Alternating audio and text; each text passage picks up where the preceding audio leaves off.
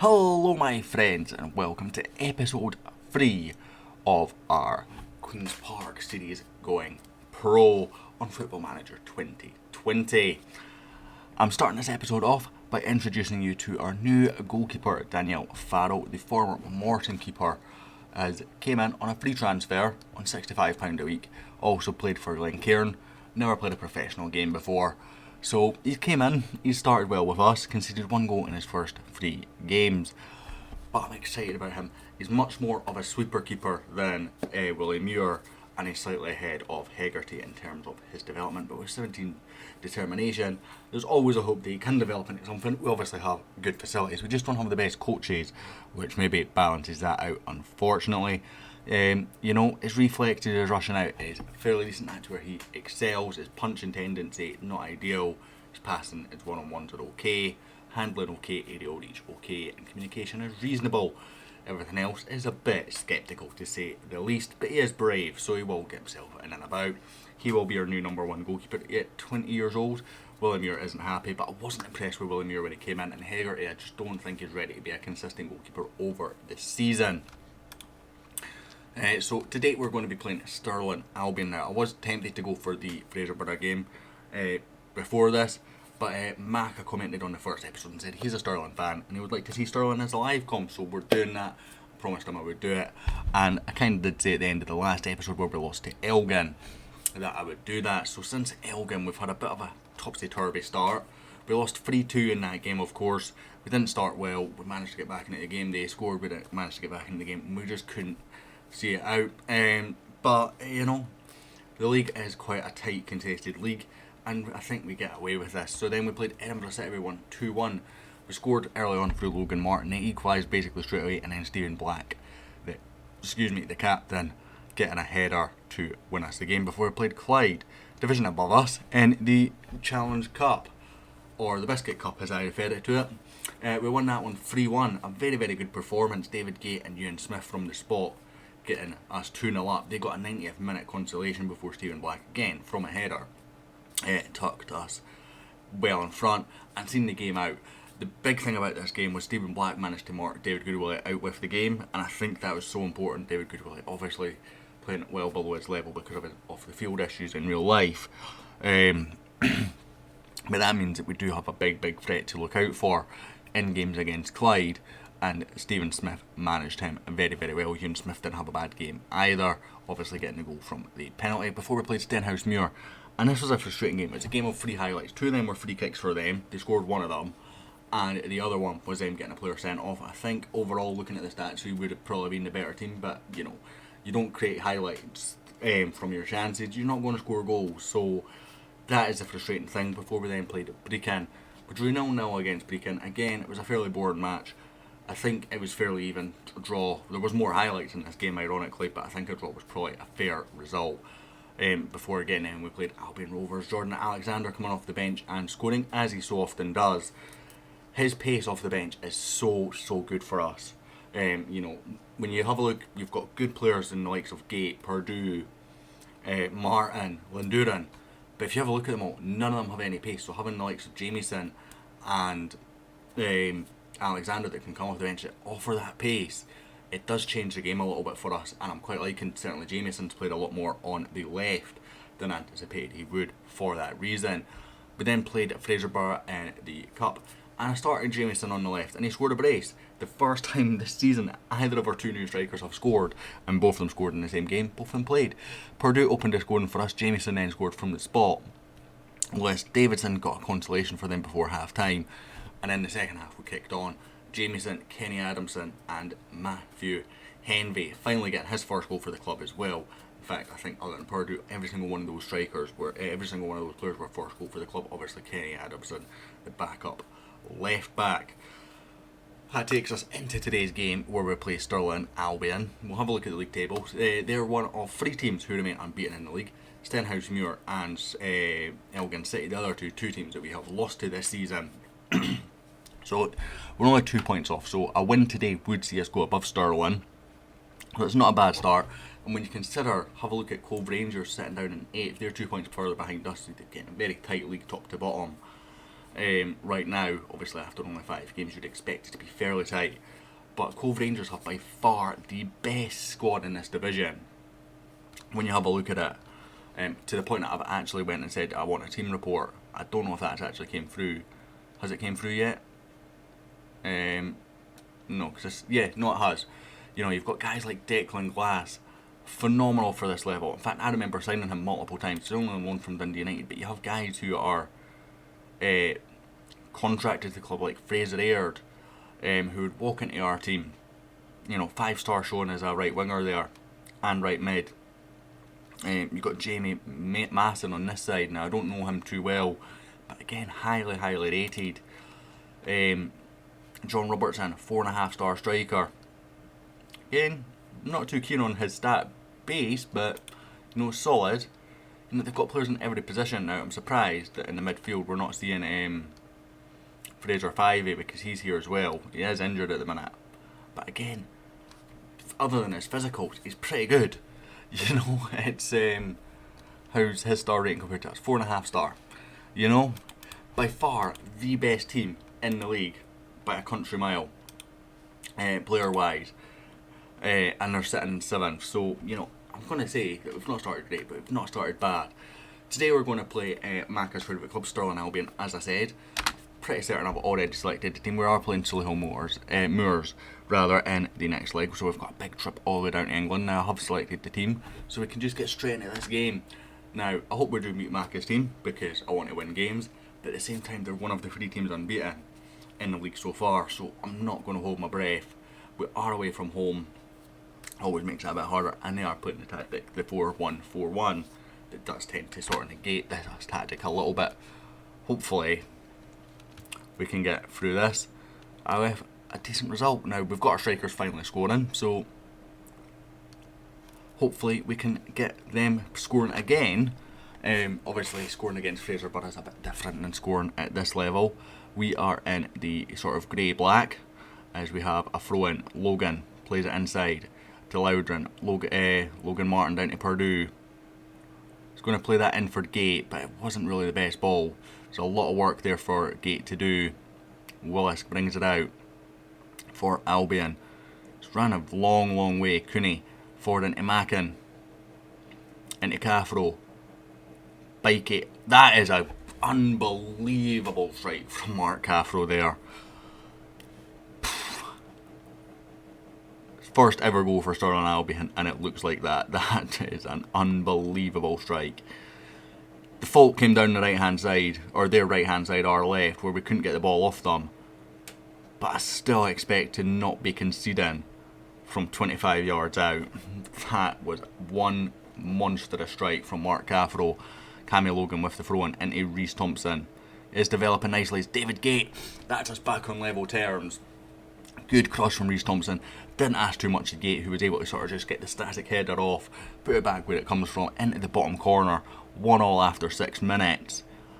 And David Gate with his 4th of the season. It's a very, very good ball from Reece Thompson. Gate, good header. It's actually not as far into the corner as I would have thought it was initially. Maybe not the best header, maybe the keeper can do better, but you know, I'm not going to complain at that. It's whipped in from Harper, Smith away. David Gate, this is where the pace issues come in. You know, where we've got that counter attack on, and David Gate's got 6 acceleration or something, and he just cannot catch up with the fullback. Caffro, we need to be getting more men on him, and that's another unbelievable finish.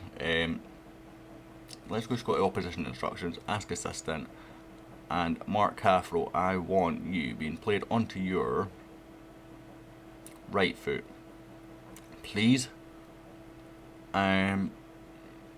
And always press him, because you know he's getting far too much space. That's one really good ball and one really good finish from him. 2 very good finishes from them in general.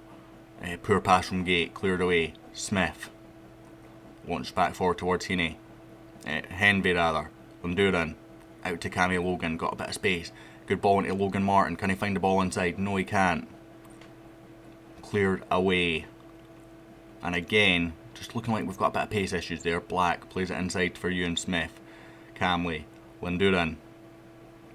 Oh, good movement from Lunduran.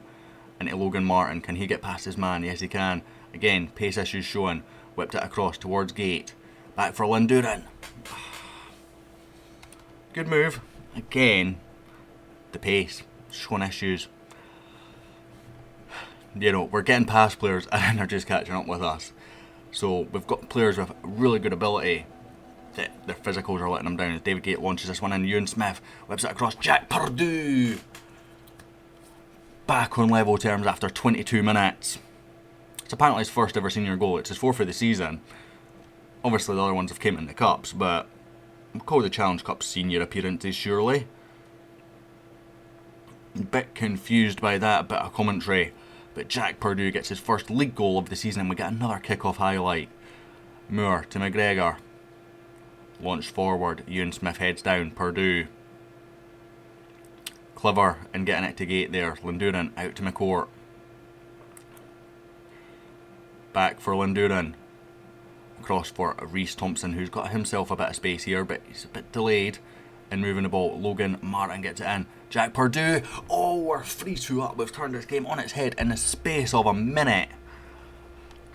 We scored, and then from the highlight, from the kickoff, from that, we got the ball back and managed to score again. Very, very patient build up here. I'm starting to see this tactic coming into its fruition. I have been tinkering it with it a little bit, you know, trying to develop it. But I seem to sort of change things and then go back and then change things and go back. But I have changed, you know, little bits here and there. But we're starting to see it coming through. It's obviously the players starting to get a bit more understanding of it. Logan Martin whips it in. Henvey off the bar. It's been a very, very tight game. I'm going to give just a little bit of praise here. I'm pausing it before I do this because I want to make sure I get it in. And I always find that this last few minutes of the half always tend to go quite quickly. So I want to get that praise in before the next highlight or before it's sped up. They've gave their guys a bit of fired up. We're going to go in at half time with another highlight. I was about to say it 3-2. But we've got another highlight here. Reece Thompson picks up Stephen Black, launches forward. Logan Martin nowhere near got the pace for that one. Mackin back to BK. Moore launches forward. Ewan Smith's got to win that when he does. Purdue, poor touch. Moore intercepts. Jordan across to Willis. Oh, we committed two men towards that and couldn't got the space. Jordan, he's got space now. Decent effort just over the bar, thankfully. Will that be half time? Extra couple of minutes there of injury time, but we do go into half time. 3-2 up. Cammy Logan's picked up a knock, so room for improvement. There's a lot more to come, and we'll bring on Mark Finlayson for Cammy Logan. We are blessed in that fullback position. We have two very, very good fullbacks, of course. So we can send them back out after having made that change and bringing Mark Finlayson on. Is by far our strongest position right now in terms of Logan Martin winning that header, as I was talking, but it is by far our strongest position, the right back position in terms of depth. Reece Thompson winning the header, uncharacteristic. He's not the best in airs. Mackin goes past his man. Have we recovered? Oh, we have, but he just stops his run. It's actually really, really clever from Mackin. But no damage done on that incident. Corner kick for us. Gate launches it in back post towards Stephen Black. The captain puts it just over. He has been fairly lethal from them this season, so, you know, not going to complain too much. Logan Martin starting to tire. We're going to unleash the pace of Jordan Alexander. And I'm going to give some more praise. Just, you know, keep them happy. Gate with the corner, whips it in. This one will go near post towards Ewan Smith. It's a bit flooded there. Finlayson plays it back to Farrell calmly as we just look to retain possession, get men back in position and whatnot. Launch forward for Jordan Alexander. Where's his pace? Doesn't use it. Likes to go across to McCourt. Has he got a ball in? Back to Linduran instead. He's got a bit more space to get a decent ball in this time. Henvey can't get there. Purdue on a hat-trick, of course. Plays it back to Reece Thompson. Finlayson. Can he get a ball in? He can. Gate down for Linduran. Got to be doing better there. Feel we've got to do better there. Gate with another corner, whips in. This one again will go near post. Purdue heads back towards the danger area, but out to Reece Thompson. Regan Thompson. I've been calling him Reece Thompson this whole time, but it is Regan. And the young man, who is the youngest player ever to play in the Betfred Cup and League 2, gets his first goal. Purdue headed it back. McGregor knocked it away. It comes back out to Regan Thompson, who I've been calling Reece. Left-footed volley. Taper gets a big hand to it, but it's in the back of the net regardless. We are probably going to bring him off now though. Or do we bring Gate off and with the extra pace on the break? I think we do that. Extra pace on the break might make sense here, as I think they will have to go for it. Marsden launches it forward. Alexander can't win that one. Knocked away. Caffro. He is getting a little more closed down now, which is helping. No help there though. That little just nudge back. They get that little bit of space and they just cut it back for the cross on their weaker foot. It seems to be so effective just now for them. I'm going to give some more praise. This has been a very good performance by us. We just need to see it out now. And we've never gave up here. We were down twice, got our noses in front over a 2-minute spell, and then went from strength to strength from there. They had no real clear-cut chances after that. Mark Caffro definitely gave us problems. I will be scouting him in the next coming days because I was impressed by his performance.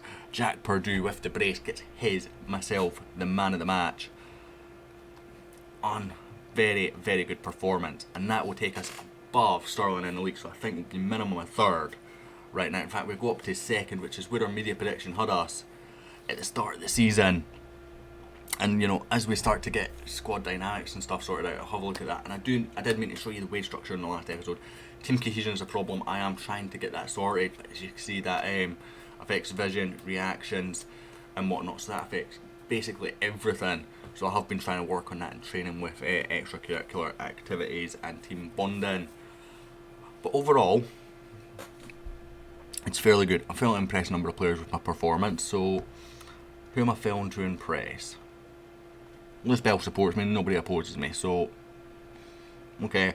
I think the issues will be the guys like Willie Muir and a Jamin, this lad, who have both complained about not getting games. Simply put, they don't suit my system. I expect a few players to say that, and I'll try and get rid of them in the next sort of few months. Of course, I can release them. Was a bid for one of the lads who I moved down to the reserves, but it was for nothing. And he was on 30 quid a week. I'd rather have him in the team, developing somebody along the way or developing himself, and I can sell him in January and get a bit of money hopefully. But overall, that's that. Wage structure, who I meant to show you in the last episode. As you see, we're on a wage budget of £4,667 per week. We're spending £4,244 of that, and money is about breaking even, as you can see, making a loss of £38,000 so far this season, £12,000 down this month. But that's manageable once we get season tickets and whatnot in. That is perfectly fine. And I did increase our scouting budget, as you'll see. Scouting budget was £2,500. I increased it to £12,025. That was just one little click, but that was enough to go up to the Scotland package. So we could probably get up to the UK and Ireland package, but I might do that in January only. But because we're part-time, I don't think there'll be too many that want to come. This goalkeeper is 5-star. Yeah. I'm not convinced that he is better than what we have. Compare with Daniel Farrell. A lot better. No? Farrell's the blue. So he's quicker, better mentally, more eccentric, slightly better distribution. Yeah, I would be fairly content with Farrell over him. But on that new note, guys, I'm going to obviously come and review my scouting at some point in the near future. I'm going to end this episode. Next episode, we will be back. I'm thinking either Solihull Muirs or Cove Rangers. I'm going to have a think. It'll be one of those two games. Rare would get a cross-border game at present, so Solihull Muirs leans to me on that, but it's quite quick. I want to get through the early seasons as quickly as I can, or we go to Cove Rangers. I'm leaning to Cove Rangers, but let me know what you think, guys. I'll have a think in the meantime. Thank you all so much for watching. I hope to catch you all next time.